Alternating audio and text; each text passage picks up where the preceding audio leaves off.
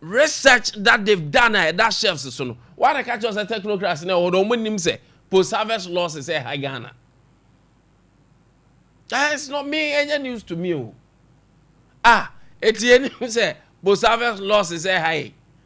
But what is the way forward for us as a nation? Ya trawa to say Burkina for Jamaica mu. Ya tra ya sure was so sa Sompa FM. Sa small boy we catch say enough is enough. You see, sometimes it's true that age is a number. I've heard you say post-harvest losses. I've heard you say the tomatoes are ubenya per hectare no. Ada acre of land that ube dua tomatoes no. The number of tons are benya, the number of boxes, tomato boxes, adaka ubenya film no. Ghana ha oba yetiminya acre ana hectare bako kakakani enya tomatoes kakra bi afri so. Burkina for timi dua baby kitwa bi. No manya bebre. Where asemi ba ye at Omako University of Ghana Lagos.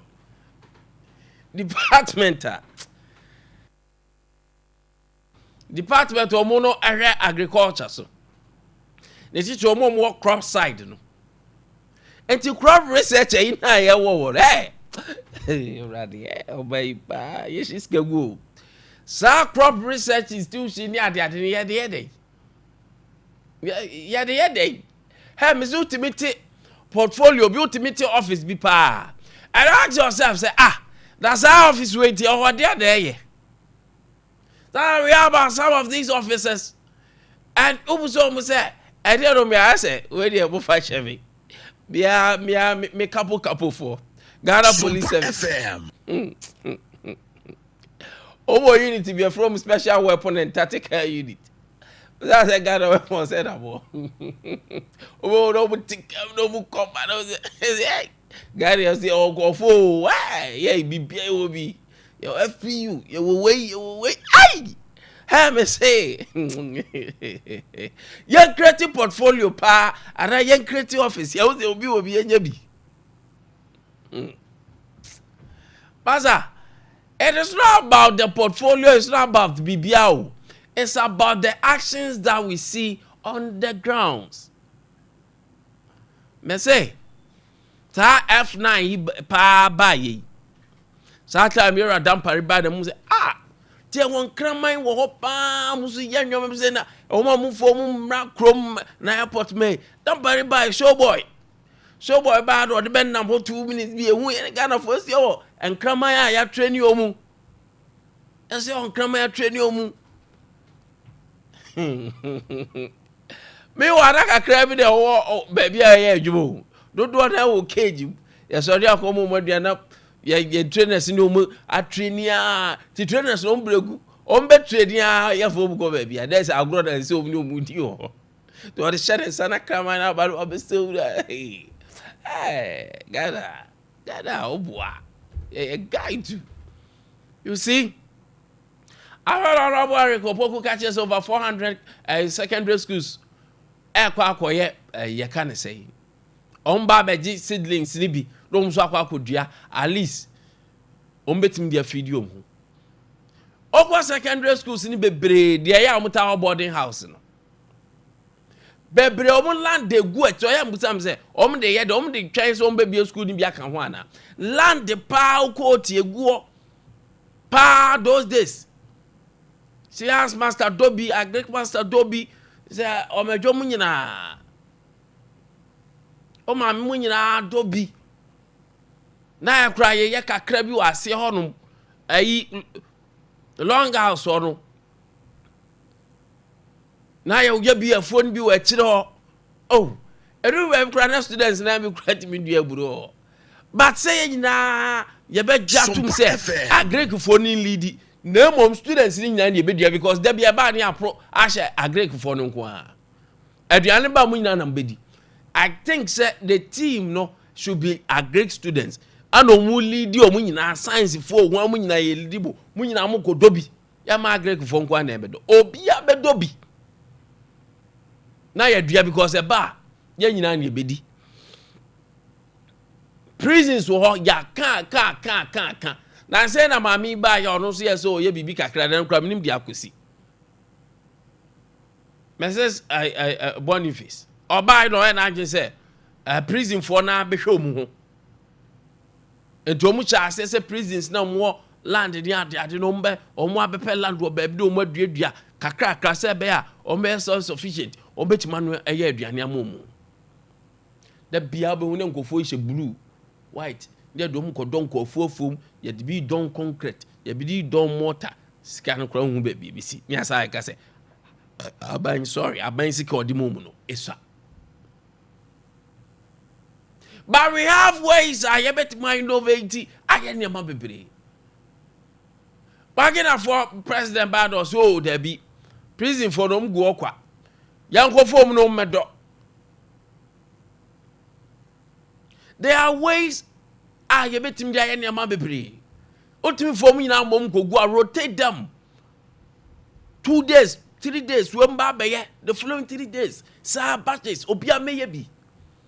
Na be hu afu a be nya aburo dua bebre banchi bebre tomatoes bebre na yempe seedlings papa a ye betimi you see wa hwe a obedi a professors ne ayi for that term kwa ebi on mo my research so e nkosi aga the panel research we are on enfanzika enya mass production ana na mre bi na me hwe apostle Kojosafo bayire so de ayi bi se nchino se bigum afa bayire ni bo bebre na se ei ade bi no odi gu abenan mo eye komo ayi se adwo se den obisa bo bebre why I got you say we don't have people or we don't have people or what gather ha or my get a lot of research and that research ye ka say ye implement here and near my be ye ne doso and say anya ne sa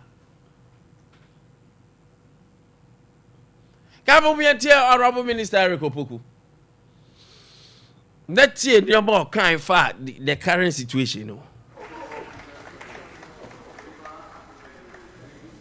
I be make us a foreign minister. Yanko UN. Yenti Honorable Eric Opoku. Na yenhwe. Why? Mompe no mame. Na yenti. In fact, he said a lot. Aba kwayo mo faso. Ahwe de betima ebra bokina for the way aba ya tomatoes ndi akra aba yentimi nua kese ni nyina yenimu ho Ghana he yenim yayade o don't say they don't know what is happening ko ministry bia da kwhwe omo archives da show omo chefs so hwe research etues ka man kofo aye 1883 ekomba ye na 1883 1983 say 18 the next me ko bond ni 83 kom ba ye no ko na ko hwe research ahodo obu ye na won about say Ghana nyansa ne nyame dia che 83 kom ne ba ye no o de go and do your research and ask historians and yama you try say be put in place say ebe ya 83 kom na ebi mbabiem etwa mu ana who Etrawa the other country say ombeteki innovations ombe. They say any akwajin jene akwajin tosu mboko nyina aya krabi nkuruma na nam kwan so sa bofo ekura bom twato nam kwan so sa ya kobasa as a research ahodo has to do with management of post-harvest losses. Because in that case, post-harvest losses alone constitute 30% of our produce. So we are reporting total production of 510,000 tons. Total production. 30% have gone waste already. So when you add that 30%, you are bringing on board additional 153,000 tons. So if we are able to eliminate post-harvest losses alone, we are adding onto our production 153,000 tons of tomato. That reduces the gap from 300 to 140,000. Mr. Speaker, what are we doing to contain the situation?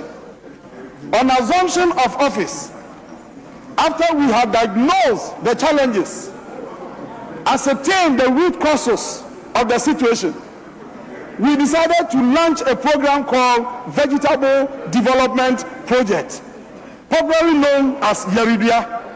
This project was launched somewhere in June, July last year. Mr. Speaker, the project is anchored on 3 pillars. 1 is seed. 1 is seed. And then 2 is irrigation. And 3 is marketing. Then the second challenge has to do with management of post-harvest losses. And why the catch us say we don't know what is wrong with us. Why the catch us natural?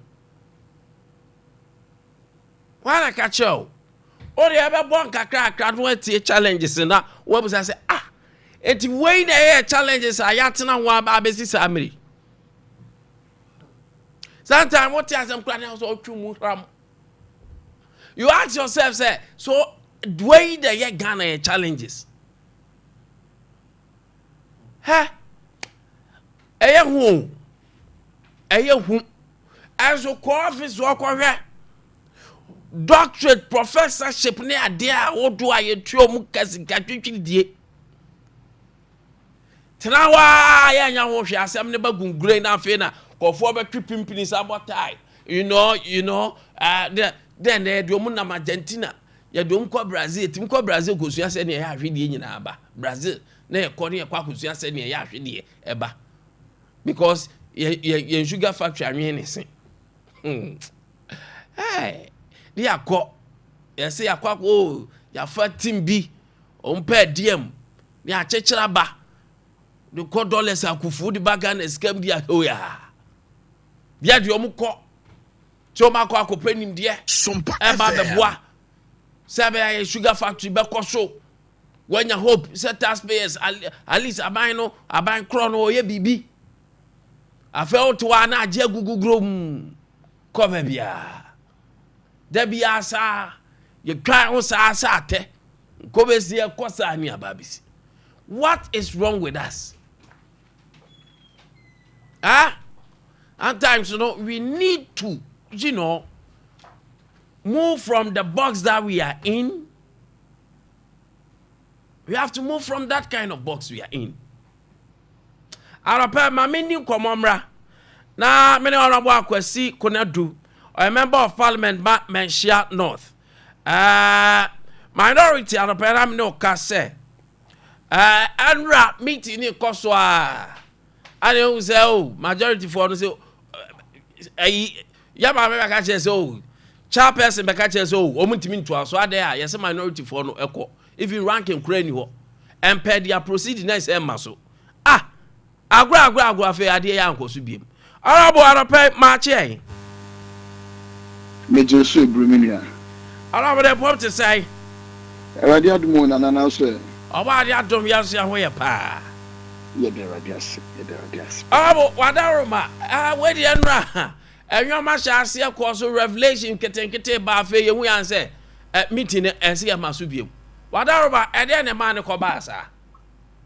Na mama na wase na menchia tifo mechia santima na mechia mempesua sofo mention of constituency na no kre ben na watchi mienu eni na the deputy finance minister the MP for Sujaman eba parliament Thomas Ampim and obemeki a statement based on a special report that has been conducted by the Auditor General as at the end of December 2024 to verify a buying a car or dear and answer the total exposure of government liability.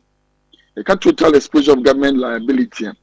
Now say a car a buying dear, say your commitment, say your claims, say your bank transfer, Now, young fancy to me say, when ye at the forefront, SC.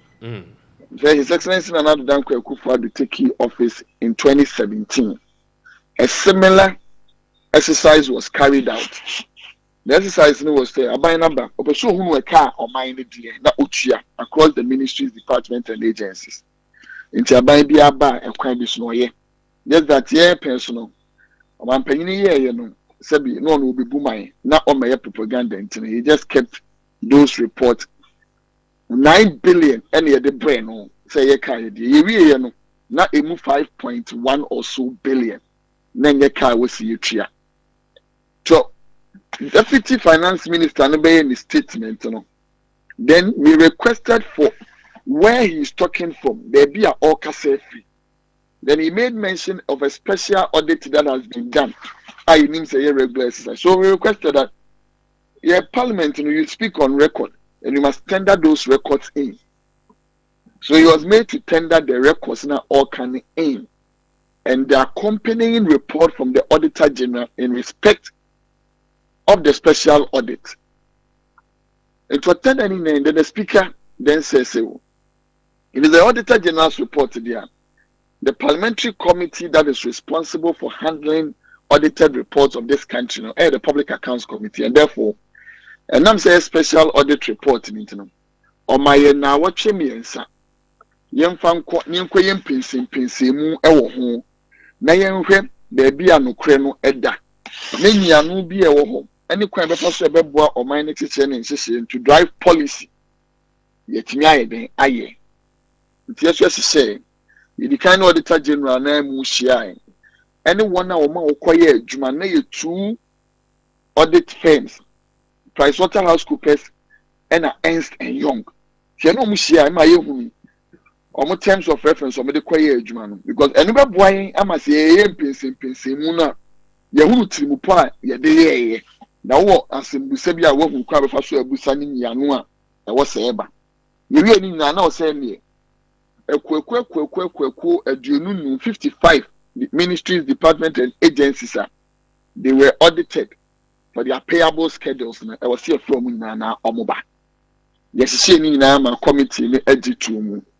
Emma ye de betuja. Tene hu be nya se eye ukwade twa mu eye emra no. Ye konye koya atmase. Na ye fe won a ompen so esi ye no se na wo retirement kura no. I was here do because na aye adwuma no. So court transfer so I was here the neighbor. She has started my day I mean ye now, you know, me what dom kesi mo no. Sebi ade ne be ya propaganda e be kwa ba bi wi. Ana to so mi no. Moya oha ejo watchen 189.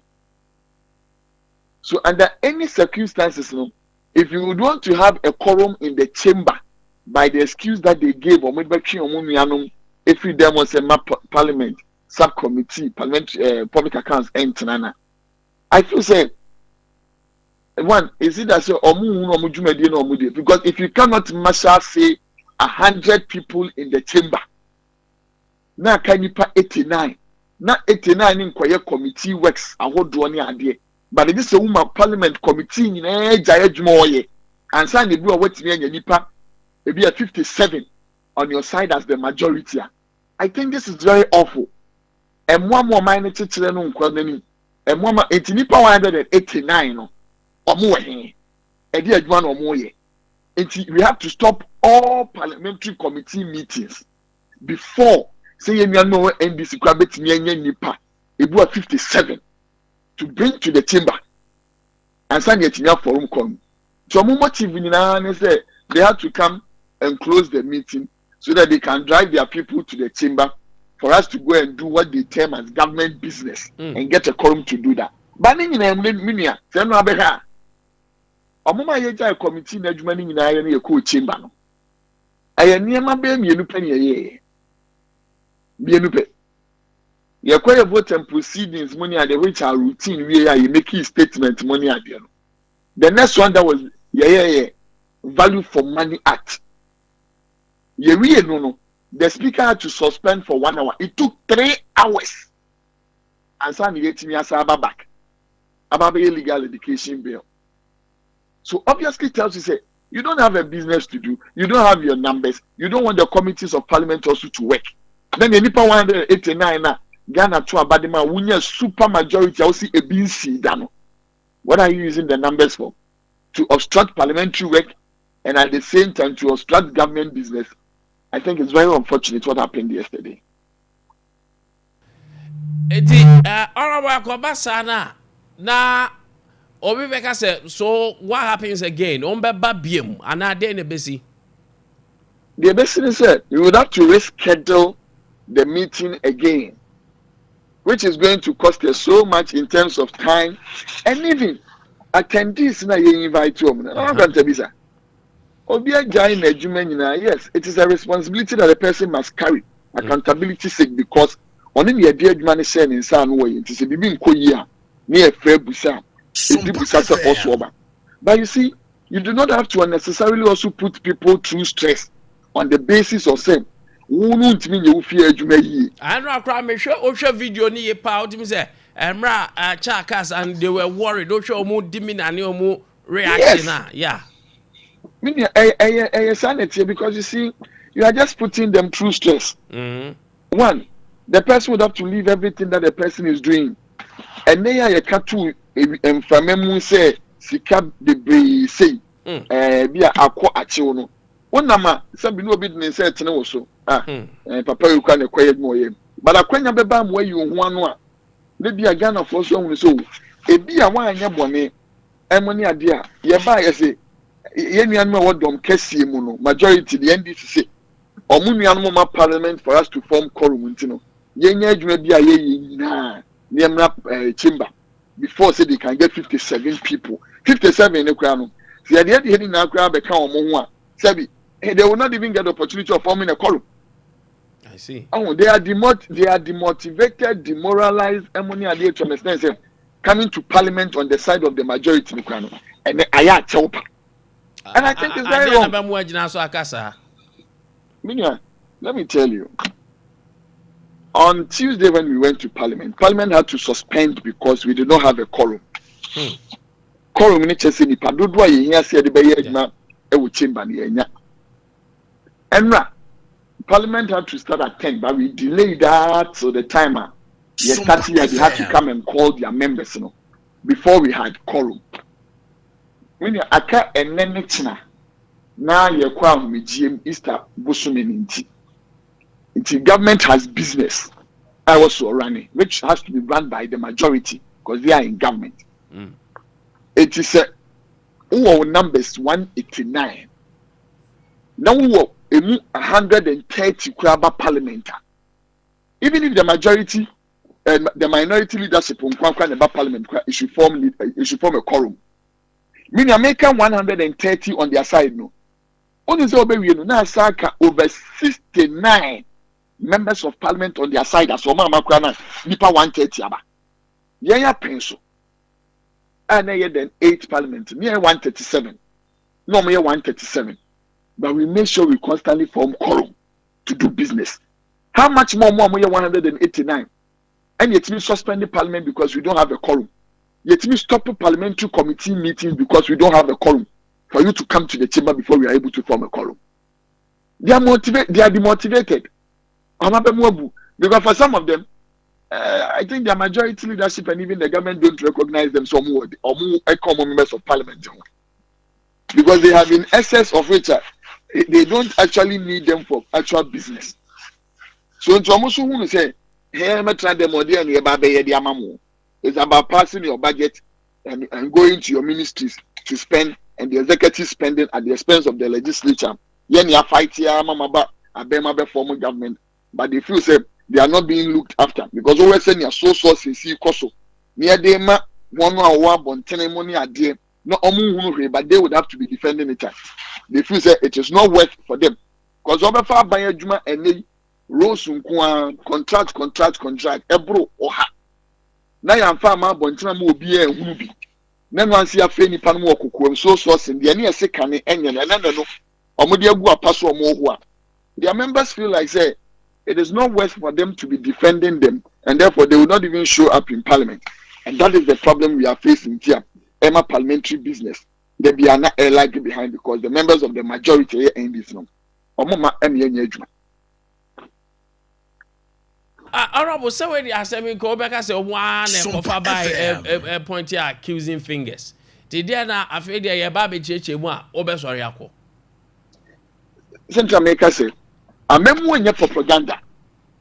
Say na wotina ase na wotie hearings ni bia ya. O se ba ye no ande de betu dwa ne say, ase de abanda da no ekoye no. Ese sika bi ne ka bi a enye kafoafo so. Edi gu ho se be yanka. Sa aban na eba no be ndi no omo na mo prudence ene omo vigilance nti ene omo hunu ye. Na me nya ka hunu and one of a public and civil servant. One the compiling list, the call ye. And I'm glad when one of the attendees, which was the deputy minister, said when a response was given, say the compilation is somewhere done. It be omoye in error. These were not done by any former appointee of His Excellency Nana Ado Akufo-Addo. These were done by the civil servants who were left at the ministries. It cannot be said it was done by a former appointee of His Excellency Nana Ado Akufo-Addo, because when Emra or Mofre said ministry be anfaneka our Emra no, the ministers and Nana Ado Akufo-Addo His Excellency appointee ni na no obi akofi. It nya any chiro kan to wode komo no obi akofi. These were written by civil servants, directors of finance, directors of budget, chief directors, and the command ministry. And they are now telling us, say, they wrote some of these ekana in error. Say, Oman said that now,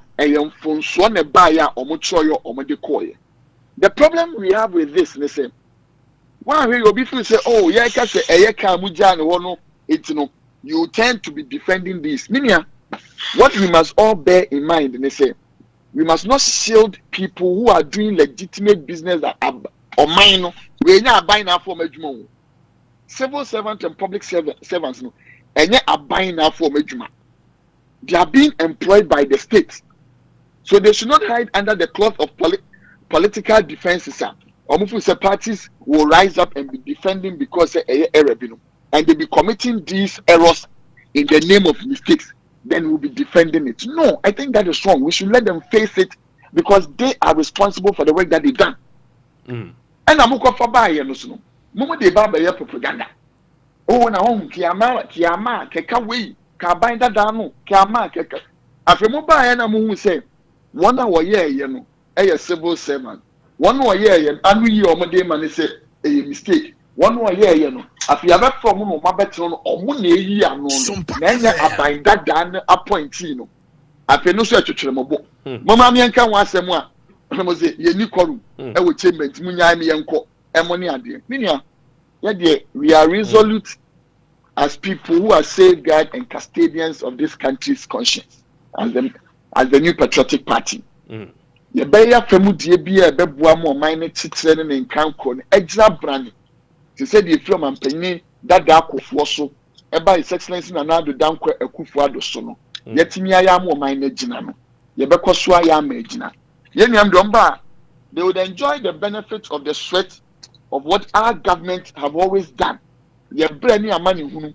The good decisions that we took at timely times, although it affected the man for in some way or the other, no, then they come to benefit from it. No. We will continuously be safeguards of that. Ye me abemu, but the other chain yanum say amemu enye propaganda. Amemu echese wo se odi wakuma wadwene enu wa obi bia fine ene eye fita akase fita. But don't try to use that to score cheap political points because here and there about be pen wa hwiase. Ebi na ya to ye nuanom no.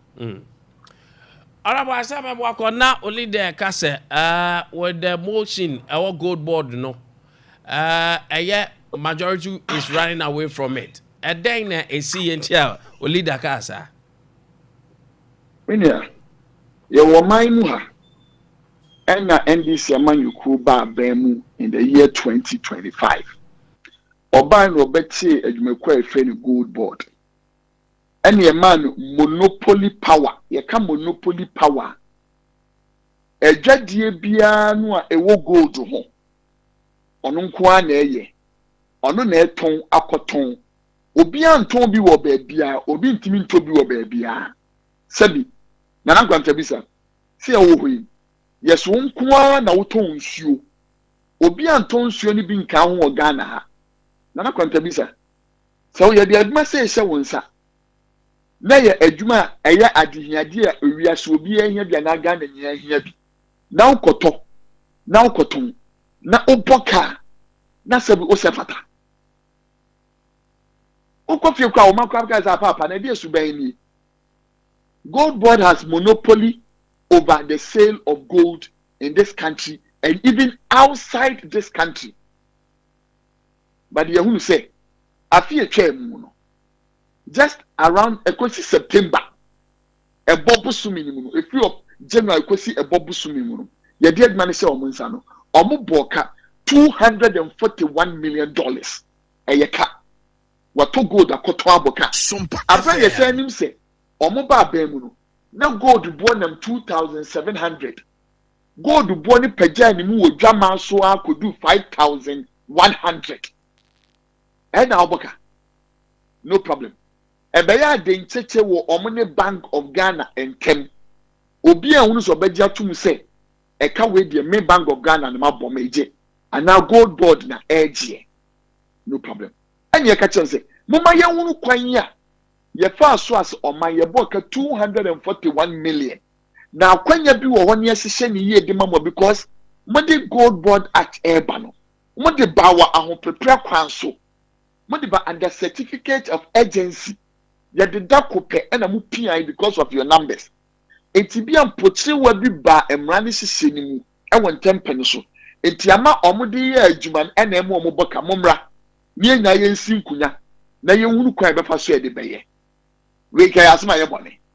enyo man ni sika ne aboka ene ekwaye te se de okoya public accounts ni hwehwe mu ye bebo bi enu anu se mfama ba ni bi ama ye hu end of year report no afini wi akọ na wi ye because we make out as of September the report no money IMF nyina ye bom ye nuanom NDC for aban ni IMF ye bom for 2025 no am ye hunu se e kan kura enye $241 million e ngwan eye 7 billion Ghana cedis 7 billion Ghana cedis e ka na Gold Board abo mumra ni ahwehwe mu a musianti bi da yenti ase and we should look at the benefit the stabilization of the dollar and na abo ama stabilizing and sebi papa so papa be si abrosi ama no chiro kom na be we na kwahye kwaku na wanti bi develop here eno chese ni kwaso obusa sem ana ho hebusua ni yi yes we agree said the dollar stabilizing but even with the stabilization of the dollar no has it reflected in the cost of living in this country that we should only look at the stabilization said the dollar stabilized and into a kana wo bono and when you dim so the to gold at all no and me enka wasem things are still high. You are increasing prices every day, every now. You are increasing electricity prices. You are and money idea. And you don't even have any productivity to back the stabilized dollar. So in the long term, we are going to face the effect of it. Ebi ene etiesi cocoa diemuno. Ama ene cocoa for una manieno. Ebi na ese betiesi our crop sector because and one of our bro. One or legume say katiemo any beans money. Yes, it be the food glut. Say ya bread ya nama baba any pint minto. Wouldn't the other idea bamboo abba a cry for no say afino. All not to say your door fee a chair mono. Then ya near bami abacate say food glut aba yet minto and diabai. Mommy and trassi. Nayan refer a choir ye fast so a kai by Nayan sia no quine. Na afia ye wuremu yi no Ghana nkoboka 7 billion ni biemu. You are running away from just a simple motion like this. Then the devil be na akuntebu amanye oman ni bi. If you believe said the money any you have a justification for the loss, I have benefit for this country. Why don't you let us sit down and discuss so that everybody would know? Say, oh, I am pa. One fan nam and said that one am noa. untimi nya enam wonsuo mu nche enti entiase no man nkoso mo kasa eno so nkan asembone oso de nama se dawan ya no da bia de tu nsuo mu abo anu adan nsuo mu no eyi enam no fi dawan anu anu okọ brani enche okwan abefa so ade be so se be ya de sanu a ubeyi nama ba mi na benefit so and so much. So they are running away from the motion because they know they cannot be accountable for the loss that Gold Board has made and continuously is making. That is why they are running away from it. So when my leader says they are running away from the motion, it's because they and the kind of boy no eni na so papa bia na bebo o man no etom no se ba abontene ne betrasie be pense ni adosomwa e de anim guase bebre wo. I see. And no problem. That is the problem we are facing now. Arabo arope ba ye na ase na yedim se anya de adwa de bia ba belandi ye be koso adi nkomo Me patcho mate. Fie kura wo so oba fie na ye di nkomo. No problem kura. Nyame anaga ye ba mu jim na watwie mu ntino. Ye benya kwanya bebre bia na ye mu na ahia. Na ne ma akoso bosumi mi ensan mu nyina no. Ye tia be chichi mama Ghana men nya ye mu ntia se. Ne be sere mo. Ene ma AC no. Yenyi emra yawo bi anabufo mfiri mu. Na ye nyina ye ma yakoma ne adwene ne yani. Eni niema ye kanwachi because enfie nan nkwan wie ya ansa na yehunu a wan hwe ye hawa beba no ebia na echen kanadie no because obeka ya nzem na Kristo sorry no ase mama awenfo nkwen dan no nenye sa no a ekire na ada no besene kanene na ada no menua ya hwe yi the NDC fo ye ni sese no omu gina ye bufuo bi enra ye yawo bi enra ene ebi anafa ye mfa ho bi enra so e de ye niam tia omen ya hwe ye de ebekọ amani hunu kase pem temesre Ghana man ye nya botani amfi ye ni niam na ekoso nachi ye nka ne keke ba ye ka niam a AC Gold Board di ye ka o mabo eno a wo hwe TV omumra me entrance ne pense Ghana skase mu omo se de bi ombe pa omo nkofo fi wo de koy omunim se Ghana fo eya no mabufu ano omo ma ye ne da so eto omo gina mu sa abre ayo omo niam bi omo pe na wonya onwanwa se wo hwe Gold Board nkrata mu so okoto TV ni nkwan ye 800,000 Ghana cedis ni akiri na se bi TV ni ye de hwe nyame utra TV na tina ha be hu Kristo wo so ya hwe niam bi yi enyema na ekọ ne nye ya hwe yi de omo de nam no ye pa ye ho ase kra ye hu ne yasene mu. Arabo ya da se. Me da se bebre me Kwame Nkwantabisa nana. Arabo Akwasi Kondadu a member of parliament. Edema Benchia North. Arapa what is odo ye edi common ye rera the recent happenings and so ekoso ewo parliament. Kwame arapa ma che. Obeni mejo so. That BBI fine there. Oba the other room, BBI fine pa so na won In the room. Ne. Come here. Ogo for so that suguso. Ay. Atokware afro Donald Trump. Donald Trump. Afro kware. Donald Trump dey see the video. He say the me and say, "Wa ma Israel for na ebre." Oh. Almost Basa Israel for kwame ka shegwe. Oh, my Israel for na ebre. Oh, Israel for bre pa. Israel for me rough. Omo mfe, omo akoma, omo nsuno. Ene sa part na kwa me ehia no. Eho na Iran for bobo. Omo nya hu hwe. Eho no bobo. Omo nya hu. Na USA dey say omo for mo. Wa me omo nya hu hwe. Say adwene enya body ni nyina. Omo nya Israel for omo nya hu hwe. Enya Wa me say akwa akoto aba say ayi ye de twam say enipa some years ago millions about 30 million of people are for mu a ye enslave mu yenka say eye boni kese etie nipa ma go di America fo achi na mo so ma ko to say mo de momfo aso sisi omo ne omo nenam ye flash omo nyina akwa we nye Israel yedim omo ne omo nenam omo ne omo tu ano matia omo tu ano matia zembi na enranso yenka say congratulations to the president, former president Nana Addo nso 2023. 2023. Yes. So no nso tu na more powerful speech ba UN. Powerful speech. Powerful. Masa ne brofo no. Hey, Kwame we die ne brofo. The content, the English itself, no content, no go better than brofo dey be. But the content itself, Kwame. Everybody is Christ. Oh, in fact, your president fund there. Last hour idiot, na so tea anymore. Na flow ya papa. Ana mama so ba on so dia soso. Yes. Me so mo kwa abonte dey we ade no be fie na. So omuko everybody is good. I don't hear no. Omuko pie mu abonte no muko share omo sa na. Omo no mu dia niadi ne siwe famu. Papa. Ane. Brofo no so meka no so a timely, orderly, a precise. Exactly. It's so sad. To oka we know the resource what me say a connected sa. Hey. In fact, your mom about to say yes. And after a speech in the speech in there, Benada. Until Quada Mutua. Your reaction of foreign minister, the Ghana delegates now delegations now a you know. Show more reaction. Yes. Kakra, in fact, could you Tony team no? Why be now? So tell them oh yes. I want you. Oliver. Bessie, you go for me and Sambi or Ghana ha.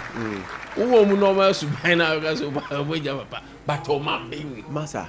Oliver. When it comes to international law and diplomacy, don't go there. Oliver. Vama is my man. Baka Voma. Massa. Don't go more the picture of Fanton to so my man fans now. Omo pese womo di ye say NDC aba no be munyai NDC aba ya won to kwa ekomo man o Kwame ya won to kwa ekomo anoni ade a eya DMPP fo nya e wukrom ha o hwa saa womu na omo wo CSOs ne nasefo ni nyina no aban ba ye wa ye na adwen so ode omo be ya adwuma ya hwe na onya kasa ya no ohu se wonim nyansa ode be ya adwuma. But then MPP there no, womo kasa ya no ma form so obuta womo paper tinasem. You get it? And now they are driving them away from the party. They are driving them away to NDC. Now no so Professor Adaminu di no nkoma. Na ye de na kwakoto constitutional review ya. Yes. H prempe. Akwe wana na bo ye tiche no. H prempe. Bo ma ma echi sa. About say bra ma hu se wo adwene ne nyansa no. Bra be boa be na menye. So pese me ye di. Nti bra be boa be na menye. Nti be boa me ne enye. No be sure. Sa na kwakwa. Sa champion, Dr. Champion. Tio Champion. Very brilliant guy. Yes. So you see the smartness at play here. And these are smart. They don't want to deal with individuals now. International recognition. Yes. Now NPP for most of the times almost different NDC for. Already a minority years see near Koha near Kuku as near Kuya. Only the NDC a year trim no majai and MPP so but MPP who near ye. Kwame but MPP for the Kwame. So Kaya some years ago, Kofor Bayan. Kofor started that thing. Yes. I don't go far park where see I don't can want some yes, Papa syndrome. What can I say? No. On your party. Yes. That I'm Papa Falaba, but before I'm found. Yes. Or city pano bet my head, Yes. Sana Kwakwe. We say, Mama by Koyumpiani. Yeah. So na chief of staff of the Markofo. Oh, also na kwakosho. Devoid of the color. Devoid of the color. Na kwakosho. So for Yakufo never know na kwakosho. Yes. So you see, the guy is smart on that's brilliance at play here. I don't know what the na se nipa ni nyansa na o knowledge our field be no be boa Ghana. That is the most important thing. That's all. That's the most important thing. That's all. And I'm run so there me anra but mean to me nkase party bi na here sa culture arts na mo ye waso kwane interchange na se hodum amount for the paint for the say paint no Kwame na yan yare na dam Kwame me hu nra me re hoye Ebi person omo yes MPP for na but me I don't want to believe that. I don't want politicians them you be new. I don't want to believe that. DC for na akra na hye da akoye no mo pass na mo mu. Ebetu abasa MPP for so na akwa ntimi de be ya politics. Me who press release bi a opani bi ne nsa hye ase no waka say yam penti kofo na hye interchange ase no odi politics no owie o say he is calling on the national executive of the NPP, the regional, the food soldiers na say for. And I'm say call now the ababe hye no na one can say you are calling on Ghanaians. Now the call sideline here party no kwana. You're calling your right up and sebi enkusia Ghanaians be enim. Yes, be enim. Kwame, why do you have to do this to ourselves? Politics na adena fe. Nti o man fa kofo amamu no ne de plibiri ato ho. Masa, yempenifo ya kandifo no mom yempenti omu nyina na display na nkwada no hu se we mu nyina bedi ya so. E louder book. So every nemfunsuom. E maybe okọ branded bases a odi nkofo black and white dey do so en ho kaledi. Oga so zi ade free. Ane. Kroba ya papa we no ne mami smartphone yi. Omkoje contract ya. Contract pa bas ye ka se bayi. Yedim ye mpanyfo. But this get twitwini di akododo go 40 egu bas ho. Some mistake ne pa ma ye first one dey. They owu akwa Kwame a bit on and radi see a vote in a Kodima 123, only 3 against, and I think 53 or 54 absentees, and I say abstention, and I course so honomono. Kwame and Ra, one more 2 bunny ye bossy, nafi, overcall, we are tratical. I read a lot of articles that the Abel Moon say, Mitrimoni say, after this, what next? Kwame, after this, what next?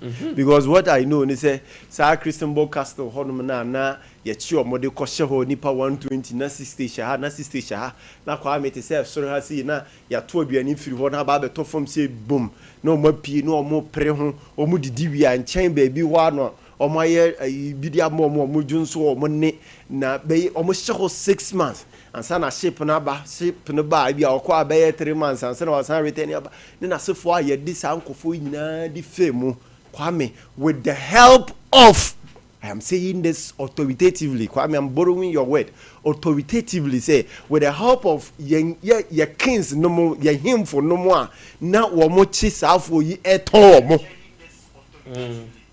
Kwame womo chi womo eto womo abua mrofo yi mo se sasafo yi e di free Ghana e di ko ni akoto womo because na sugar ho ye den ti womo de womo kodo sugar cane na sefo nyina with the help of them and the reparation yakwa you say a grievous crime no with our help Kwame with our help any promo to manage na we reparation what next Kwame we are again enslaving ourselves when it comes to Galamsey.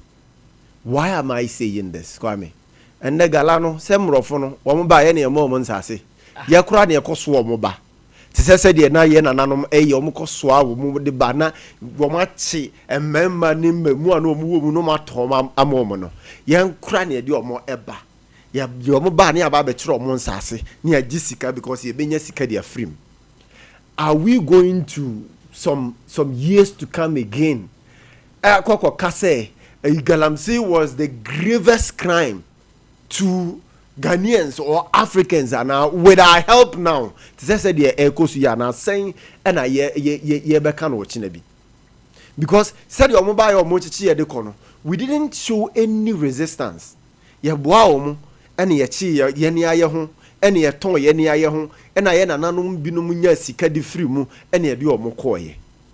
And ne Yania ye crag can say Chinese for ne murofu yi e de omo bakuru ha na ye nia ya mo nsase no mo say ye nsase Kwame no mo say ye koku no mo say ye nsuo no mo say ye livestock na fe nso sansase ni sa ne ma nyina nso e kun ye nipa na ye timu na ye wu no tomorrow to come are we going to say the biggest crime again to have happened to us as Ghanaians or Africans and now when in fact we are leading this charge?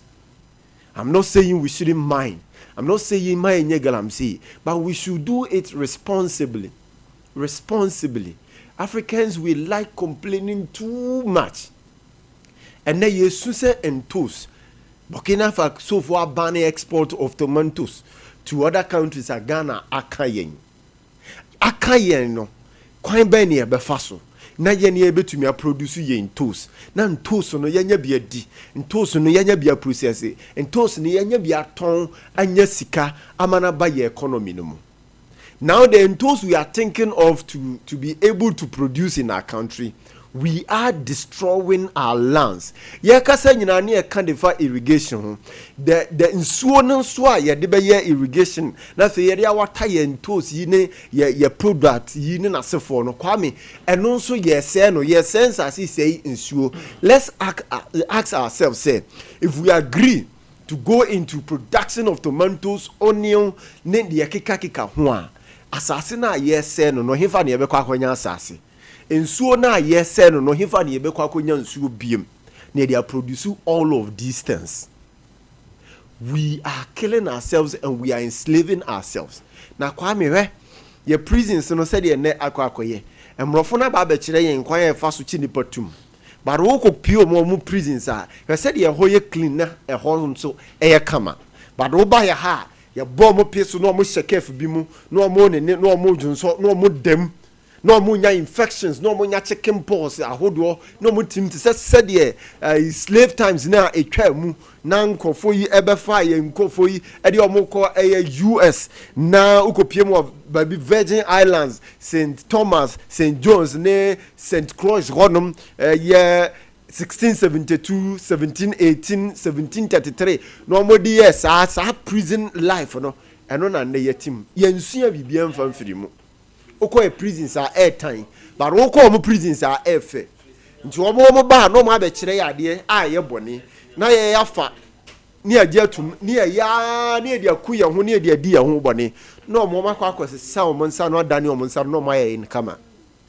So I am asking this simple question, say, after this reparation now akoso ne na sefo a omo to de amayen Kwame ochina ye be say be complain biem so omo say yen sa ase ne yensu ana say ochina e de be biem ne e de be excuse per what is happening in this our country and per what we are doing to ourselves. What again would we use as an excuse ne be komrofo yi ho akwakosira de?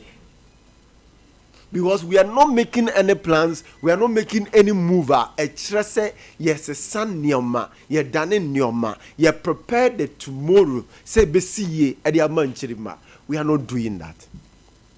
It is just my simple question. Bisa after the course and run, what next? And you bet me ye the amaya who as a baby before a thing murofunu bebuyen. Because the yen nan chrese ye person murofunu buyen. We are only giving excuses, we are only complaining. Because by this time,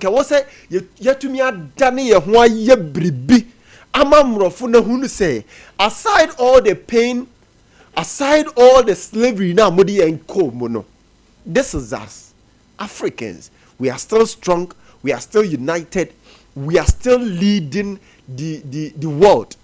Said your president nano UN say the next phase of the world is Africa.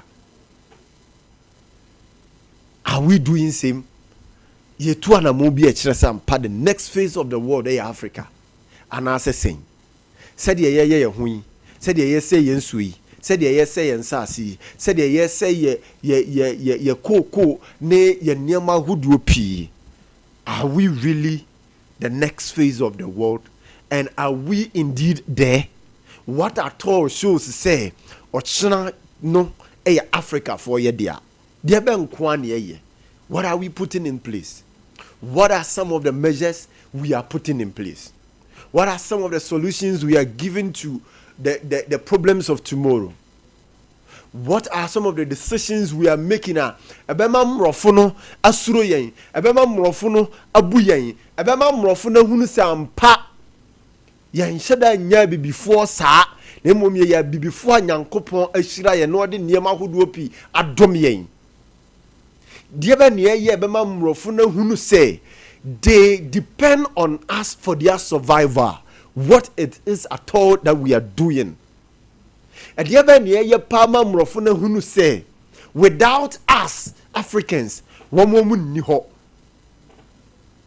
Because USA na ye ne mmorɔfo countries ahodoɔ ye nyinaa yɛ Kwame yɛn a bibifo a wɔn bɛ tam yɛ di free hanom de ɛkɔ yɛ ɛne yɛkɔ build wɔn economy, yɛkɔ build wɔn country ɛde ma wɔn anɛ egyina ne nan so. The reason a ɛnɛ yɛ champion is akɔli anra yɛ president ekodi nkunim de ma yɛn. What are we doing today? Because Kwame, the success of tomorrow is based on the decisions of today. Ochina nkunimdie no ejina enne ye decision ne ya namontu a yebetu. Ejina enne ya namontu a yebetu so. And so if the decisions that we are making today doesn't have some light before us, doesn't show anything, say in fact we are tackling tomorrow, we are making tomorrow so easy for us to live in her, then we have to sit down again and think. We have to sit down again as a country, as a continent, and think. And we have to stop this complaints pi na tem piana say ya winge before the piano. It's time to take plucky decisions. It's time to sit on a round table and understand the cases, the situations, the problems at hand. Na fe ya pehu emu aye mako. Ya ne sa ena ochina no ye betumi di ensa see ye bo say tomorrow is bright. Ye betumi di ensa see ye bo say we own tomorrow. Ye betumi di ensa see ye bo say nyame ma ye china ani da so ho e de ma ye. Kwame. Na yenko edwaman so Express Group so be sua de Express Group sa no pay e adesua ana adwuma ana abeya e Express Group say Krobi say Ghana, Canada, UK, USA, Germany, Australia, country be na apeso okoso ekosua de e Express Group na make am for e de amount ana pay say international exams they say SAT, GMAT, TOEFL ana wo ye Mesel Bomodia da bra Express Group na no pay yentimi eni wakagiramu pa yendi wakagiramu na bibia enso entimi enya fine e wo hodom na anopay se ope Express Group a ye Kumase ye won kran Kumase oba asafule barada about to behu yen enkran formula Carnation First Light e ho so mu behu yen sa enso so ana mo amowo takrade mu behu yen Islogo form ko Trinity Theological Seminar ho boba ye no mu ana ben so boba momra na yenhwe mu na bibia enkoye enso ho na bibia enkoye honom sa enso so mo a mo wo eye takra de momra hot Ernesto ne fast food hot Ernesto fast food sa enso ana mo a mo sunyane fo nyina mo fa mani enchirem e Silver House honom court dan ho ho ana abehu yen anope bomodia na brad the best traveling agency Express Group what did na bibia ye express ye ni hwamo da enya afa ndi e ba bedi hwamo fra 0249 000448 express ana 0249 000448 sounds na 055555 in yenum 0067 Express Group na no pay me come for e de amao Mr. Mano pay momwami na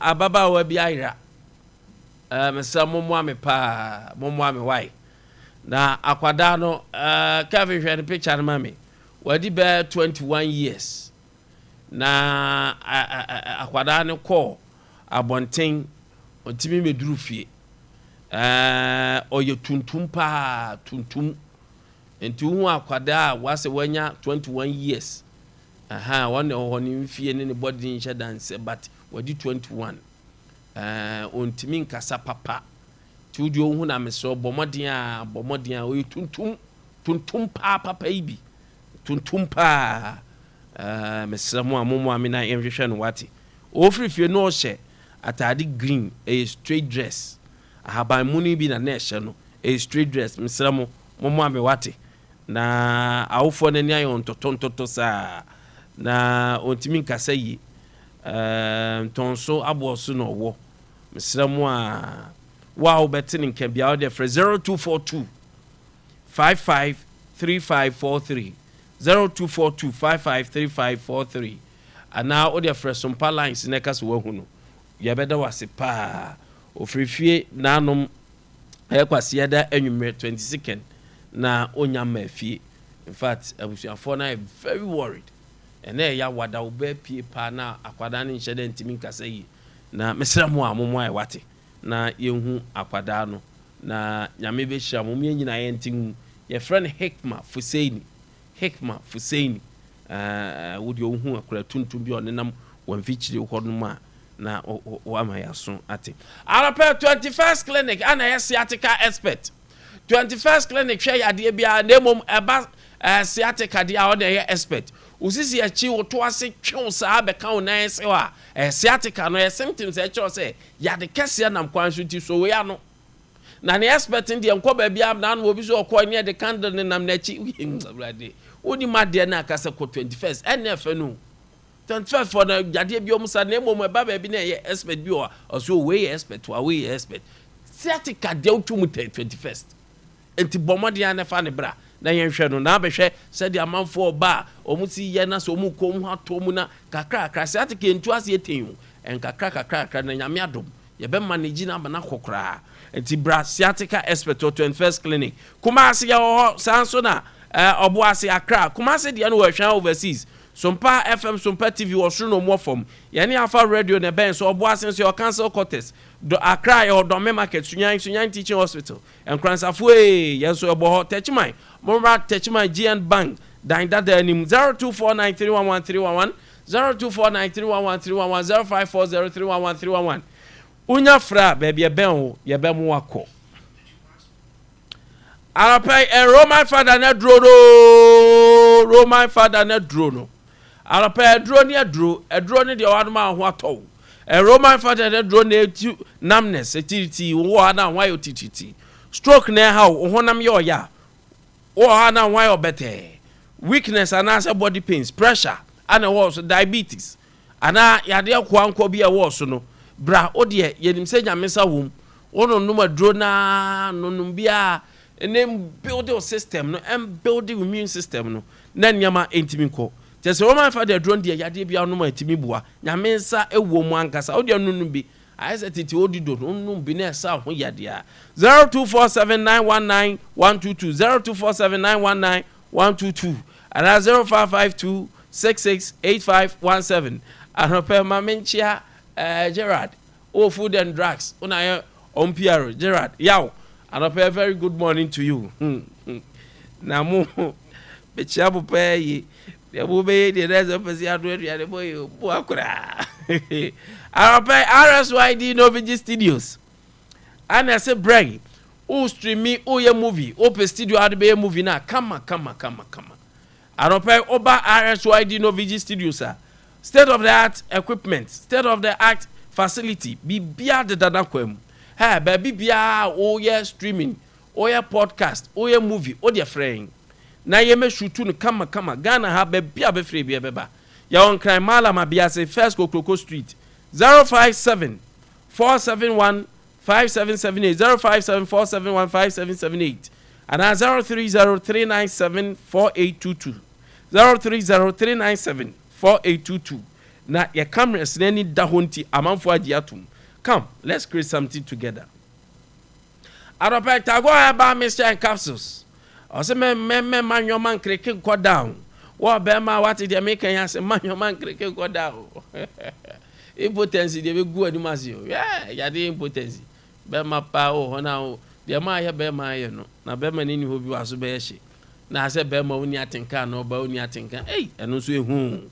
Infections are hot door na yo. Mr. Tago eba Mr. Capsules. Aropen de du akagina mu. 0243228296. 0243228296. So the Radrasto Bia pharmacy shop. Na ka say Tago. Edo anebo wa no pay. Tago heba Mr. ana ogene capsules na eno so anu wadene bobo adwuma ne kama Kingdom Herbal Center, Kingdom Garlic Capsules, and in the bitters on a coffee buyer. Nano dear ye, a building immune system no air for daily usage. It's all no, there be a boama or dinner, improve immune system, ne pap. A cholesterol fuel, a heart disease, a boama hypertension, a boama more stroke, a boama more arthritis, anxiety, pepebina bobo, and a Kingdom Garlic no capsules. Sasa la Kingdom Ginseng Power Capsules boama mema usisi na yo ya sisi yade wa mo ayemre wo mental stress wo pe energy physical energy aye adwuma energy bia woni energy bia eboa ama usime no so etima produce fine na ama extra power tremendous capsules so mama no MI yesumo anopepe tremendous capsules and naturally formulated eboa treat vaginal infections menstrual disorders chenu say ya na nsisisu ye bibi na kofa ba o de tremendous ni bi bad odor bibi na kofa ba bobo tremendous ni bi na be hu difference na ankasa anopa abedwafo atenase abedwafo atenase anopa na yen hya asem fa nkomo no so enhyehyɛ so na oyibo Boating Atwuma Nebe, he said, member MPP Media Patrons, Mr. President, please, nothing is more slavery than teachers and nurses working for over 40 months without salary. We are even slaves in our own country. Hi to Chairman Odeno Kwakwapi Asantiman Koka, Shali Chei Tiwa MP Atwuma Wabiacha South, and Kojo Bamba, National Affairs Vice Chairman Hopeful. Oibo Boating Ediway Efri Nebehi Ana Etomani Yen. Our Facebook no and so na teacher Kujo Tepa and you know say can someone remind President Mahama that teachers in his country have worked for more than years without salaries? What more slavery than that? He's in far away USA fighting for reparations. Meanwhile, slavery that was abolished in the days of Abraham Lincoln is being practiced in his home country. This is hypocrisy of the highest order. Greetings to Honorable Eric Nanajima, Prempe MP for North, as Antimanko JFK, Dana B, and Ousu Bempa, the Inshaya So Constituency Chairman Hofu. No, they are tattoo, fantato, never. Minority accuses majority of sabotaging Public Account Committee 68 billion audit. And apparently say any. Menshia North MPD Unkomo UN adopts Ghana resolution describing slave trade as gravest crime against humanity. Yamotu we mumano pain. Na yankoye nim enso ho. Benji edifrin say in fancy area. Benji say I wonder how MPP members are saying this government hasn't done anything. One thing I'm happy is that he hasn't cancelled policies introduced by the previous government, and he's still continuing doing it better, except unnecessary policies. Government is continuation. Look at how he has stabilized the economy to remove hardship of Ghanaians. Now food has become cheaper. If you don't have money, you can get some to eat. Some to eat, and a lot of things has reduced drastically. Greetings to Honorable Wisdom say Boama MC Atwuma Wabieja South. And also no meko so akenkan mo messages no edoso pa. Na anope Krobia atena say. Krobia ejina mo gidigidi ya ma the National Democratic Congress NDC. So na Kenneth Minta Dodona friend Ken. Also jina mama the New Patriotic Party NPP. Two gentlemen. O Martin say no pay babe sum or minor. Grab ya no pay ma chain. You so bru oyene. Now pom to say adum na do so. Squad ni nyina ho ye. Everybody is fine. Good. I'm a friend in so it be school. And na me busa say me can squad na say fiase. Me na me ka chiro mu nyina ho ye. Me kra. Sa me nko. Calma. Me cry yeah name nku. Oya me change you. Me man no be. Ana o tata keza. Bro, Labio. you see, yeah, easy say you be kind of let's put it on record. Me call out me date. Okay. It me sre no. Sa omo propaganda na bi ani o. Bi ani na akofa asem e dia bro. Okay, unti. Former me kura. Me nya former bi ani o. NDC for. Wait. Or say he is putting on record on date. I just want date pay. He is putting on record today. And I'm into a former me kura. Everybody be maka. Mama come asem na Nkwantabisa. Same way yeah na man for send message. Say mom send way. Are you serious? I am being frank with the truth. On anymore. David the one Kradi undom ho e so say people kram the man what take her for me. David mama bo born here and mo hu dia mo ye mo ho no. E na me ma people na what tronsem. And also from come ntimi ba. I say na from ntimi. But the man from him decline. Oh, Nazen no abeg. The party was before. Very bezo to. anya hanko Adam media house bia okokro muti. Naga unti. Oma banyi ebon ho made we wiase nyina nanka. Minority nam kokwa. Ade ewiase amokwa mudi content creators so. Me Nkwantabisa. Namba. Oko serious program like UN. Now the content creators na eko. Bongo ideas KKD. Oliver Vomawo. Vama onye creative ayo masa o Mr. Lawyer. Na you need lawyers for content creators. Regional Mr. Scratch content creators. Did you already more? Nkwantabisa, wait. Why should I wait? Una go for back. Wait, Nkwantabisa. They say you ask me why am I saying so a content creator? You see her MPP NDC on. I don't know. I don't want to use the word charlatans. What is going on? Hold on. Too heavy. It's not heavy. We have been charitable here. NPP is being charitable. NPP communicators are being charitable. To the extent so we have ministers of state currently occupying positions. Omu di NPP attempt na nado attempt. Esuko noma Sami Jemfi. Dey no kind. I mean to be for no. What Akra was na nado age to say. O tino team so di na nado attempt. Obi a warrior do sa let me friend Esuko noma. Sa enti ono sa atema no odi na nado atema no I know Esuko noma no onye Esuko noma. Onye Esuko noma. Want to do another attempt. Say me person man we can say oh man penny. That is because you are not being trained well. Because if you are being trained well, that is you see we have been charitable with these words. It's no there. The most wicked government Ghanaians have experienced is the NDC government. Ghanaians will show NDC government where power lies. Greetings to Dr. Baumia Chairman Nodeno Kwakwapia, aka Asantemanko Honorable Maseo Fosubu Ache, former MC Swami Chairman Usu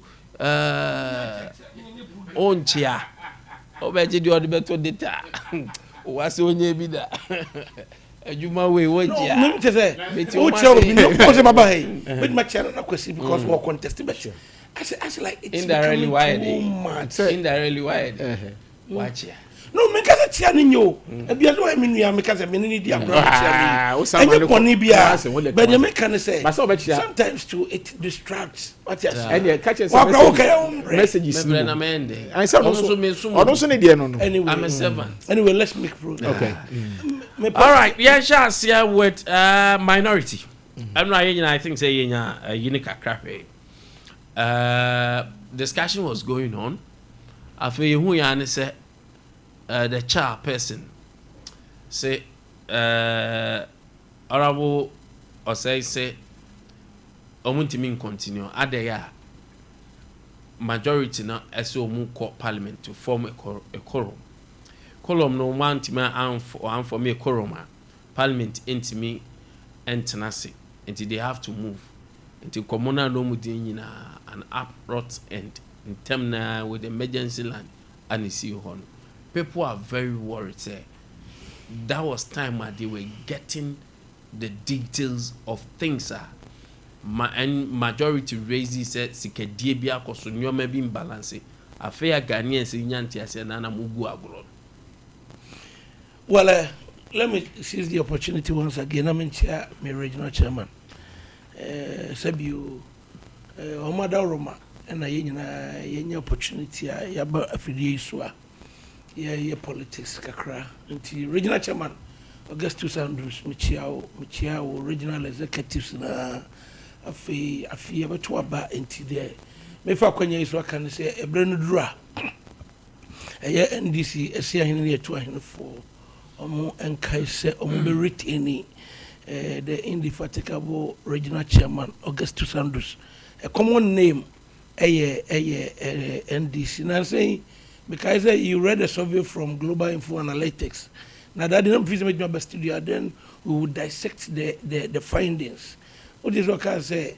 One-on-one engagement or net Ghana for or no Global Info Analytics in the team where you no man a telephone conversation be where you're one-on-one. MPP numbers are declining with speed, and NDC numbers are increasing high. You can choose to dispute it. You can choose to disbank it, yes, or disagree with the findings. Anything findings, no. Either you choose to disagree or you choose to take it or how you want to open the opportunity to also work with your base, work on your base, so that another findings, your interest will also soar high. Until that is the point. NDC is becoming more attractive even than before. Until me bompa say because we are Jumaden at least we are almost 1 year, almost 4 months in government. No a single corruption scandal like major like this. See MPP mono, not even one. And they among civil society organizations, and who prepare one the name of be able to when you engage them, say it's very shallow. A governance, and it's all well and good. On the issue of minority chairperson on Public Accounts Committee, Honorable Abena Osei Asare, I didn't say to just say. The majority in Parliament, Emma Omajuma as Public Accounts Committee, Dane. Reason being, they say, no matter 68 billion Ghana cedi audit findings be by now Public Accounts Committee at Tennessee now Jumano almost started by 9 o'clock a.m. about 11:15 and majority chief whips ni bino and a majority whips ni bakura inside and now obesre excuse chair no say ohia majority members no our plenary ni the floor of parliament or the chamber omunyina ekwatra say abobo ade ba two things arise in sanyo nkomo we nyina okoma parliament they work with quorum. And the majority side, led by the majority leader, our leader of a government business in the house, or no, say quorum and so on. And Doma was a majority to me, Eddie move the government business, and so when yes, I don't know, the same minority will raise issues about quorum. About decisions be an ejina almost with regards to business of the business of parliament, no will be null and void. But just over Kaya and who send some baby see, okay, Sabre, friend say, no, Apostle Joseph Bay, Sarah Joseph issues, Komoy be bias, Sata Wokai absentees in parliament, almost taken Japan, then majority for no chamber Nina. And you was say, or Baba Sra Quine, and yes, what me 2 minutes about chair no, about Beno Sara ho.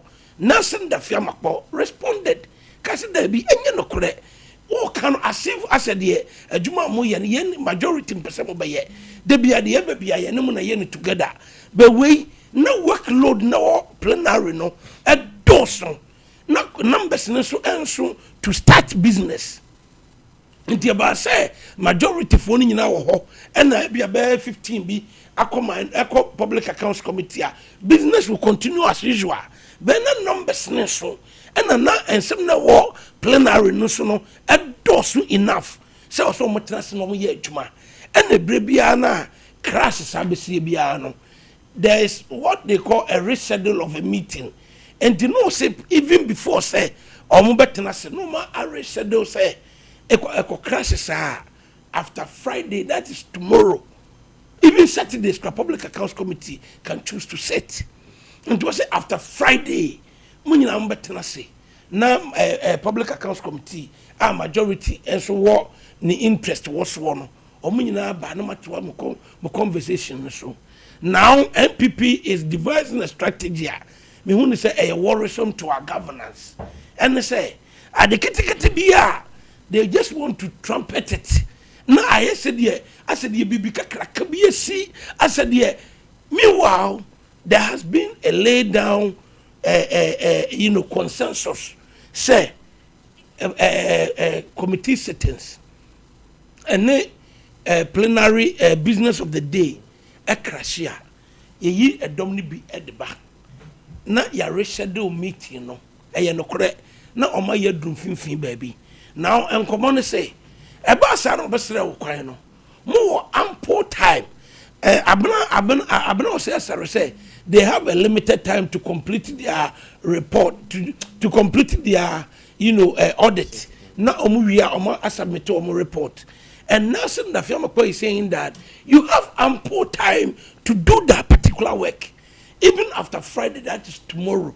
Obetimi afresh hampanyifo yo mbaye because hampanyifo no tumi bi ombeka say mo frɛ me bae wan wie dia mo frɛ ye mabiem tem bia be frɛ hampanyifo no bia you even notify ebia ye ne wa wona ada no na wo de ekwa na amaso a the clerk of or secretary to the Public Accounts Committee, whoever is in charge ebetimi afresh Nkwantabisa minia yes Saturday ye betena se anopa 10 ewo ebia parliament and I betena se working piski and I betena se wa ha nti minimum penny fombra na munyina maba na business na ye dey continue. And also not telling us said the minority kind say members of parliament parliament. Is it new?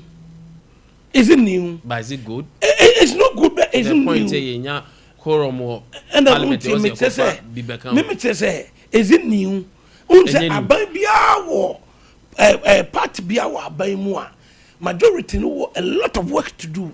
Obi wo ho a obi ye minister, obi ye deputy minister, okoba bu deputy minister si emienu, obi so wo ebia board, obi wo board so, obi ewo committee bi so, ebi kra committee no a wo ka ho no omotu kwan ekọ ebia tamaliko ye oman no adwuma, ebia board chairman bi ene ebia Ghana Water Company, ebia board chair no said na afenyo makin eye board chair ema ECG ebia omo board meeting board chair ene bia majority MP ba ko mienu bia wosro no ewo meeting ase ebia committee bi ewo ebia sunyane majority members wonu say eye dey answer parliament we NDC majority side ene do so and the committee bia MPP for eye minority no eye bia be 10 no ebia majority dey be 25 enti na at all times no enye new enti edru special settings meet say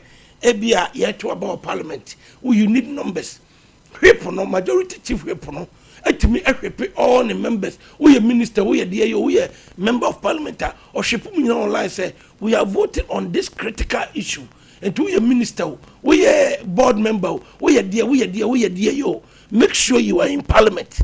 No a ship omunyina in line no makoto omaba oma naso makoye mrese bedwumadwuma omuwia na fe ya dey ya obi akoto na dwuma so entina at all times obo say majority members no omunta enye president bebre se omampanyin wo hoyi mba point is se mu be se 40 MPs obi awo na work to do ka hu say adwuma no oye parliament de na oye ministry no so de na duru bia pale emu bia hia na so ye we ni mienu nti na bo say finance minister bia bi no oka no say o committee meeting obeko or social ebia public accounts committee obeko.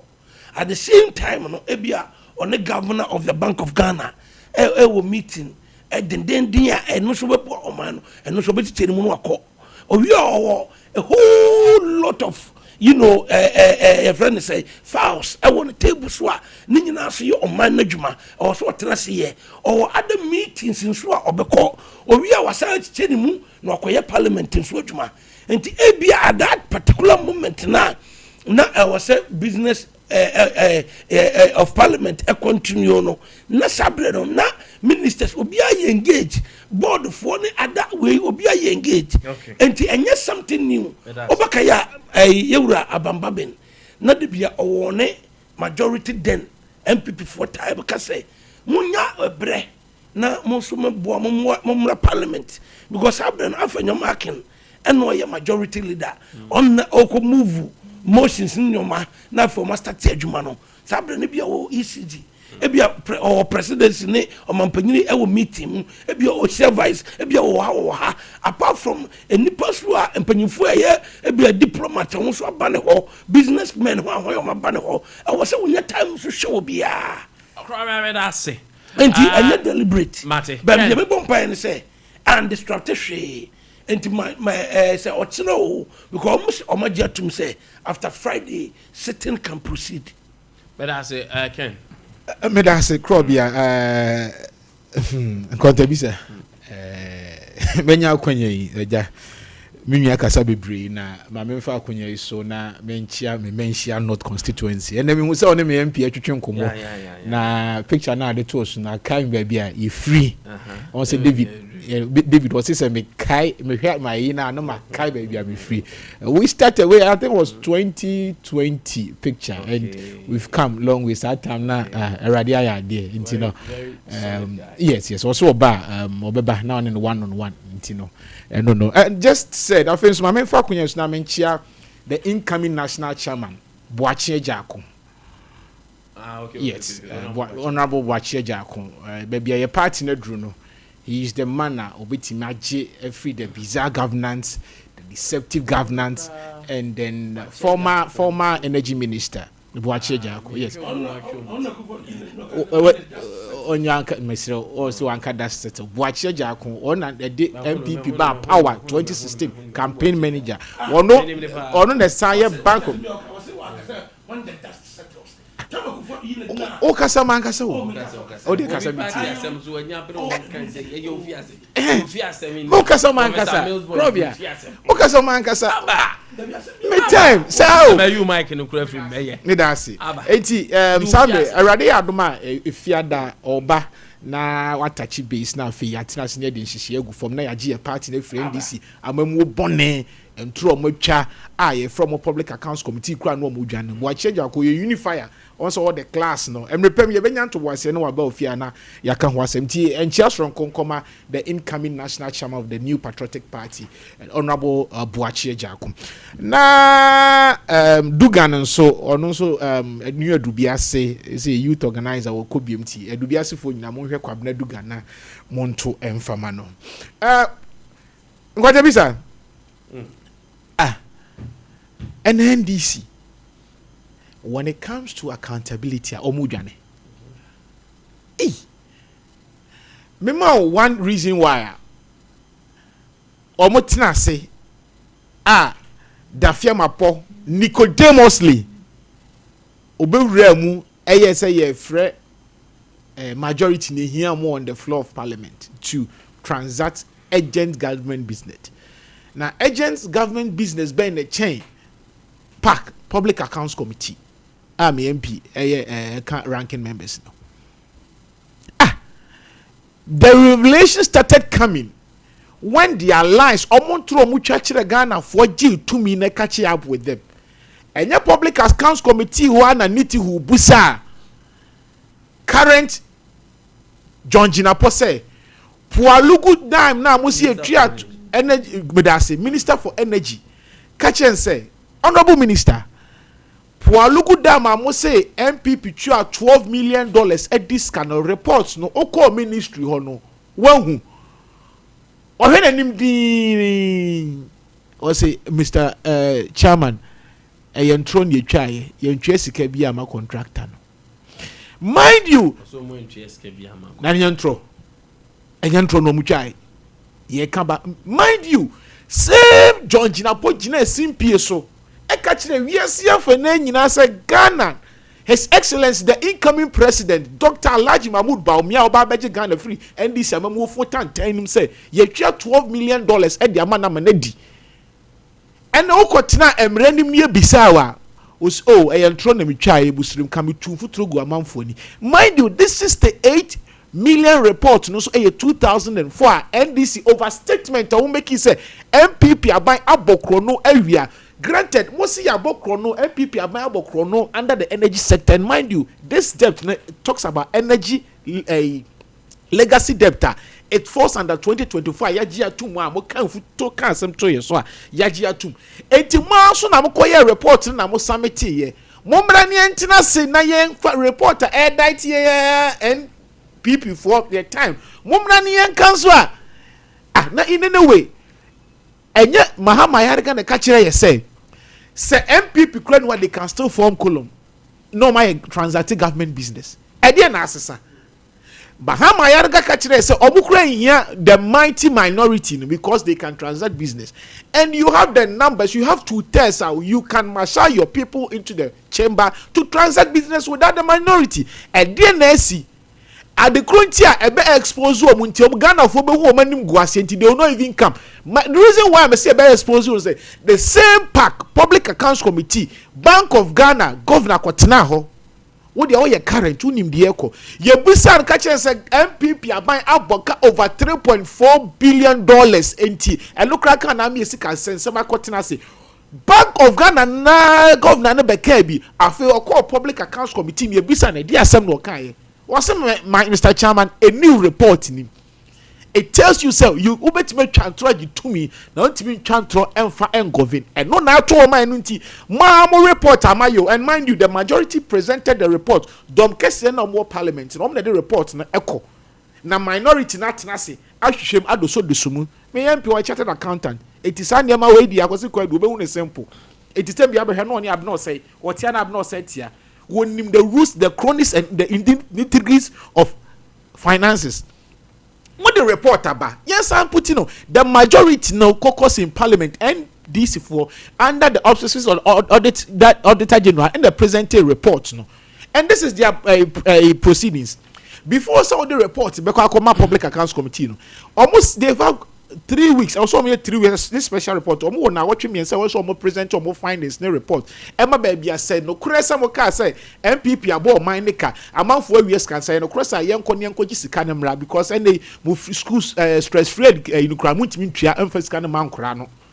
Eti here sika ne ba na mususu say ya wi Ghana for MPP awi na. Ye betima akoji sika free sa for na ye dia bebo mamamu na enko yi no. Nemo mo the report aba.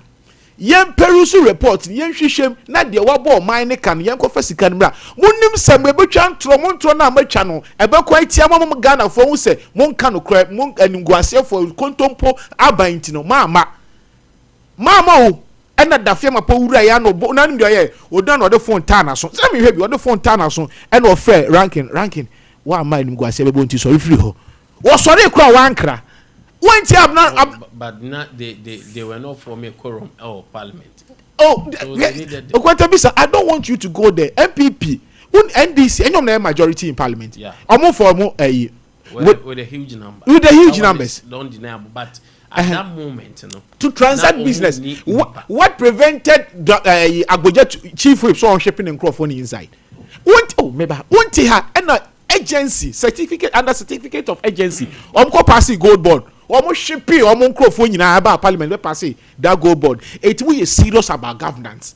We is serious some beji my Ghana see we is serious MPP and my pie you know. But to us my Ghana for one ton and you can marshal all your people and do some more pass certificate of agency and the ayam go to chronic tax share and your real mind said we do go board double America $240 million now. We find the need of passing the bill under certificate of agency. What has changed? And it tells you say NDC abino. Woman you more mine no. Woman you she. What the report about? Some reports in Ekaba. One other report in the majority in the present report no.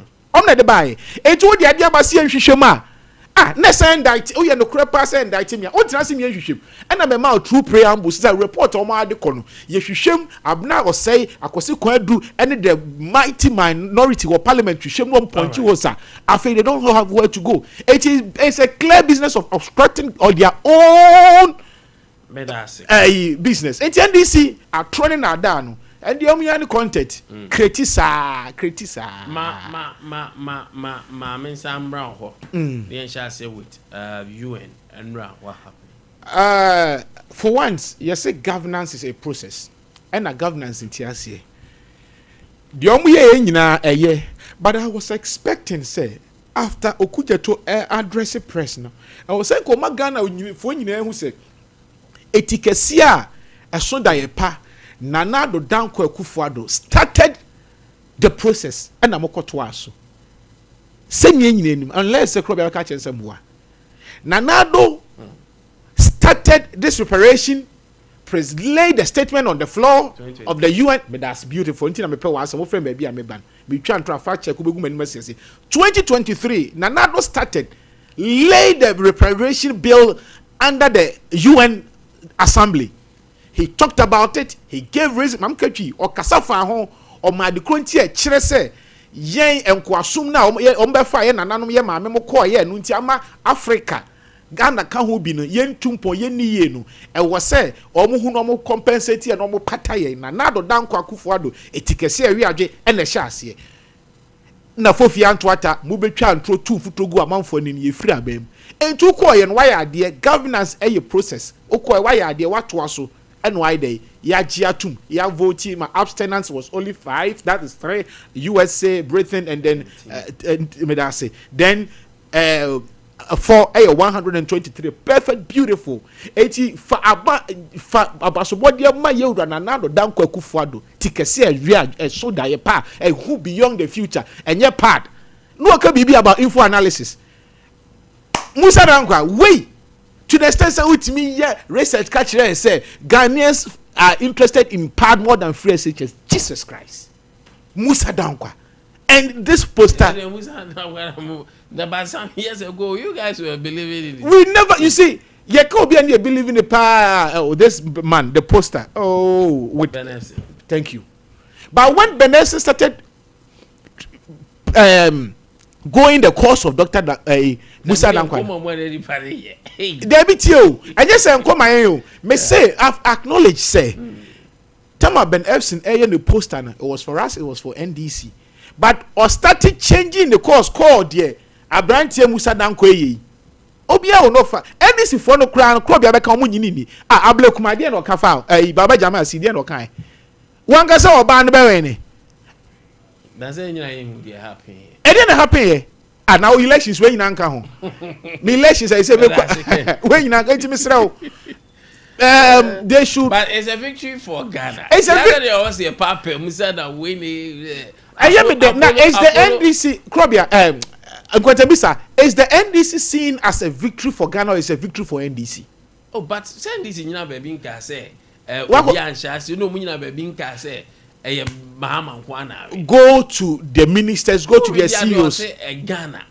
Share anope just mogati ba wa treaty. Go near the wa tro. Sam Okuje to head the treaty anope. Sam Jata George ko head the treaty. But say the 3 Sam Okuje to Blackwa, Sam George Sam Jenfi. Omna de Mahama part 2 ending ebeba. Ko head the treaty. Give credit to where it is due. Claudia. UN. Slavery. Now who's that? Bibi very interesting, right? On what kind of say young started Abasobonu free Akufo-Addo hono. Okaze nyinawie untie. Okaze nyinawie so mama Hamabaso. Okaze nyinawie no. We dey ayayo. Oh tell me. What say? Continuity. When you started talking, the first thing they say Yamfa Abasobo Emma na Akufo-Addo etikese awi adwe ade ande uwie ye no de ono so tefese ya o make statement no ama ye to so ba ama nkunim de ba ye no eno so bodi wa mo ne dimpo de obi twofa no ho na abondin amenka nkyere na Akufo-Addo nye hwe na Akufo-Addo kanasam tie na Akufo-Addo he made a statement. There's this Al Shabto. There's this man be Okasa after Omoto Abaniwi. He's known President Mahama for a very long time. Uti critical or say Omoba Sabrano BBB Omoba Africa ebe make a statement be no Latinus Mandela and a bemaye na a young politician be a John Dramani Mahama. He laid that emphasis on what the baby born abaso consistently at the UN General Assembly meetings. The Biabo President Mahama Kasabiana, they give him a standing ovation. Unless we catch them say be. The Bia President Mahama Kasabiano, and President Mahama has been a consistent with this particular slave trade reparation and Komuya United Studio ADNO. Minia. O my Ghana ni freemu and yetimu. And now your man penny and ya quenya ako UN General. Is you say Africa Union chairman. So him and the why idea man and one make a statement. And now your toe swabba absenteeism. And now more absenteeism or monto a year 54. And no me or more to ye MFF4 a year 123. And now when ya phobia a year Israel, Argentina, America, Great Britain, so almost support because the major beneficiaries of this slave trade in this animal. And to be a day and number support. A be a day and number for so. But the new Monquanso and the Wakwenya Swomo to Abano 123 overwhelming and no matter about a diagia too. Baby, I know if you're coming in, you never yard say, I fed the Africa, yenye and more back on. And you ma a casse, a brofuya for free and chain at the core, a moo your gold, a moo your diamond, your bauxite, a moo your bibia, a munipa, yenna yen kambum. So I was a brofuway, a compensated Africa. $100 trillion I was ya no bako near Jessica. Sani omei ena minum yenu nyina anama ye wo ahokyire mu den. But beyond that, aye na ye so mempese Africa ye be say yetrim say eno nko antia. Ye sanso ye kwasebuo. Ye wo weak leadership our Africa ha. Hwe Paul Kagame, Paul Biya. At the age of 95 years, ontimi nante o ujana se omra fru bia yeti emra woti o jesu timi aju sokro gu no papa no otiato enso yeso wato aba ama wasa wini 95 years aka 5 years no di 100 years yato aba ama na sa wini nani ewai eno de hunu document assign nante kro wontimi nante no entimi nua Africa ebredu say minua yenso ye be dey ye betra se all right na ye se ye ho sense ya anya sa de bia ye beko asre de bia ye beko asre me de e victory for Ghana na na akufo do aye na famu de ye bona baso bode ye kese nkoma ye wuro mampanyini a watimi move sade we as Africa Union chair ni akoto so aba 2025 2026 ni akoto so aba na enkunimdie kese we atumi abade ama ye Africa for enti ubusa sana etie eye victory for Ghana eye victory for Africa saso eye victory for mampanyini ene NDC aban enti menua Nkwantabisa dia baby ade ya dui Ghana ye di nkunim onim me I na nkunim die nkwa na mehwe reparations no they should put it in monetary enipa ndie omunyina wuko sabre obi ene wote asne se omfa ye nipa mra ye omuna na nkaso nyina wuko mesi obekom kura onim ebi mu na ye bugeto ebi mu na ye top billionaires from America mu ebi mu descendants no omo compensate Africa yes ye liberated ye ne ye ho. Thank you.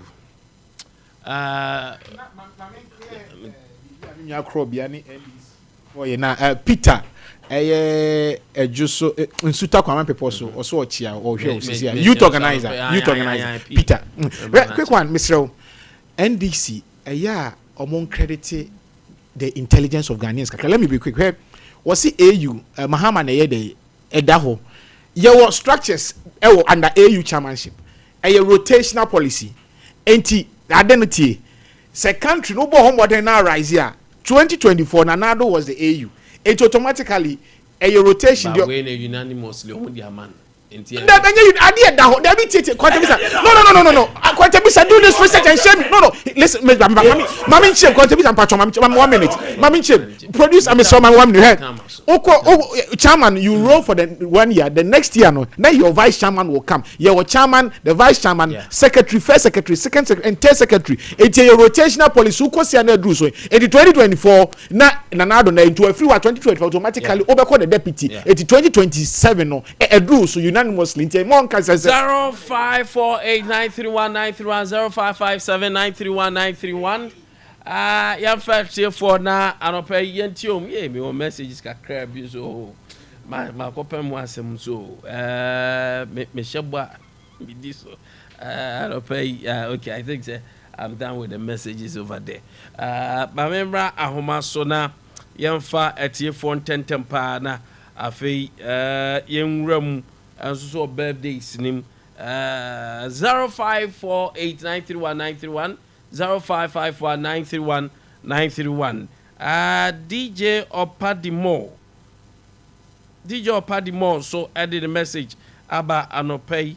I think my kind Opadimo there no my message I think my kind as ya for the no minwane and 10 time no etiam pa message bofaso message si doso. Oh okay, Isaac Akroma, more fire live from Germany. Okay, Insuraba Aneka. Now Ghanaians have seen the difference between the NDC Frakadam government and MPP government. If you lie for power, this is what will happen to your fake administration. So sourcing has really exposed this administration government, exposed the Mahama government. Greetings to Commander Vera Oye Bram Labi, incoming National Youth Organizer hopeful. Okay, James Tete, I see your message. Teacher Constitution we are more say. Okay, hello, good morning. Oh, open it up here, open it. Christ, in a food count. Chairman Abom, Mr. Paul. Mr. Paul, I'm going to say, of what did you cron. Sports for the three Boppa name, then James Woman Simon. You can remember His Excellency, John Osoboni, Zamani, Mahama. Lawyer Samigency, about the new redeeming. Putting number 1. Regional Minister Makoin in Momacha and paper papa. Open it up here. So the game does the end of your home. And Pia Santama, Tanya Penana. I will say a queen. I thought it would be a business town. Against the young one, I thought it would be a fan of my pamphlet. Now, Branch Yabanu is the Korea. Oh, we are almost a couple. It's a matter of idea of a year. And tell you that your man penny, or no, the Thompsons or Copoly and Patron for Saturday and go. What that one my game. It didn't never say about an system. There be a couple of days. Oh, my God, you have getting into China.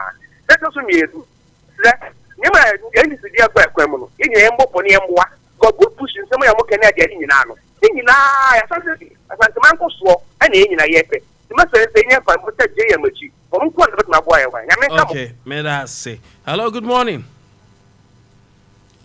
Tete Apaso, we should be ashamed of ourselves as Ghanaians, especially our leaders. God has blessed Ghana with a fertile land for tomatoes farming, but our leaders don't pay attention on farming in Ghana. If you are a farmer, Ghanaians treat you like ordinary person. My regards to Jeffrey Kwatin Brobe, the incoming Bono Regional Youth Organizer, and John Boadu, the incoming National Chairman, Tete, from Sunyani. I know the way, but hello, good morning. Good morning. Yes, sir. Open your din, baby. Oh. DJ Opadimo from Kumasi Swami, the most wicked. Okay, I think we read way. Teacher Constitution. We are more NDC rule means no legacy. But Dr. Baumia, MPB government will put things right in 2028. So sourcing and running from PAC, They are the rare experts in Sawan prisons preparing for NDC top officials. They will soon face the music. Ghana deserves better leadership. The people will speak loud and clear. Greetings to Honorable Mavis in Kansa Buadu, Asantima Koka, and Mr. Usu Bempa in Shire. So, okay, hey, lot of messages today. Oh, hey, that is good. Wait, good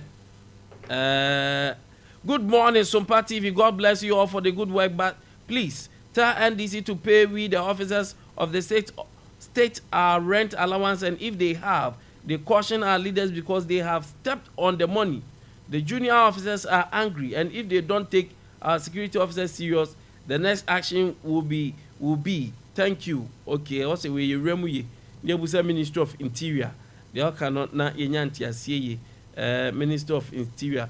Good Mpenny, for please ask the minister where he had this information from. So is someone reason for information from Department of Agric ever since the minister assumed office has never met director of agriculture to even know the challenges. Okay, way free Martino Akokwa Bono East and Akokwa all the way free. Martino, good morning. When soon in Shraba Aneka Shaiman. Now Ghanaians have seen the difference between the NDC. Okay, I think what if Facebook also. Dankwe, this NDC government-led JDM is really milking the country resource. It's family big time because all our minerals are given to brother Ibrahim Mahama, and there is no race set going anywhere for the betterment of we Ghanaians. Youth have regretted voting for the government. DMB 2028. Greetings to Chairman Odeno Kwakwapia, JFK, and lawyer Bonsu Chiem. Okay. All right, Barbara. Yeah, bet my message is baby 200. But just 5 days now. Birthday smooth rolling in time. I don't want for me time. So me faka crabby. Happy birthday to Patricia Fosia from Barbara Taylor. May God continue to bless you and amen to all your secret prayers. I love you, Barbara of Sompa TV. Say happy birthday. Oh, Yankopon sure no onche washim. Nyame mana dom no so emau. Nyame fa nkonkan. Also odododo. She no so say wan kasa no uyenhira. You are blessed. Happy birthday, Patricia Fosuya. Happy birthday to Comfort Boache of Central SDHH Asante Aguna. As you step into this new year of your life, I pray you rise higher than ever before. May your dreams come true, your effort be rewarded, and your heart always find peace and happiness. Never doubt yourself. You are destined for greatness. From Keche Obi of Sompa. My guess is that's right. Many of you will be saying, oh, my happy birthday. Happy birthday to Faustina Osikeni at Japan. Faustina Osikeni at Japan. Today is your birthday, and from your mother, Madame Regina Insia, and Uncle Solo Wanzi at Adansia Kromfom, almost so do uncle. I know Mammy Dowati. Because so I make you proud. Yami for fraud Dumquadum Faustina. So I said a happy birthday to Monica from her brother Kevin of Sompa TV. And love your family. Wabus your first home don and your Kevin. They will see a hard guy. Or say Yami Shaw, don't yoke a Siwati. Or so a whole fennel crying in tea. Ubeya Kunpa, any Pakesi. Happy birthday. Have a happy birthday to Esther. Or Hema Esther at Thatchiman. Way free, Sir Wisdom. Sir Wisdom, so my happy birthday. So so that way to free. Oh, MC. To Lawrence Amwakun lecturer at NJA College of Education. So, sir, today is your birthday. Happy birthday to you. We wish you the very best. You are the Deputy Returning Officer Electoral Commission, Efijakwa South. Say happy birthday to you. May all your dreams come true. Happy birthday, sir. And this one also goes to Dr. Daniel Ajay. Dr. Daniel Ajay of Paris, France. Now, Dr. Daniel Ajay is doing wonderful work. Dr. Daniel Ajay is one of the brains that we have in Ghana. Nyame Esha Papa we pa. Say eba AI, one of the tycoons pa your papa we. Wa bending rough Dr. Daniel. Now, omuya research on cancer near the dog. Today is your birthday. We are proud of you. We wish you the very best. We wish that God continue to enlarge your territory. God should bless you. May God lift you higher than you think and you ever think of. Happy birthday, sir. We every manager for you.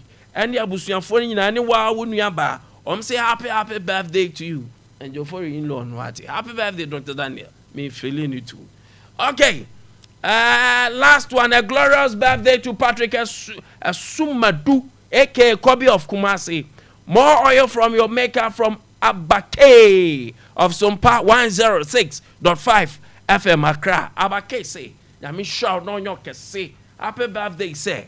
Happy birthday, Nina, comma, Ember Power. And then the birthday, and also Otanasia, or change your birthday, and was running one so.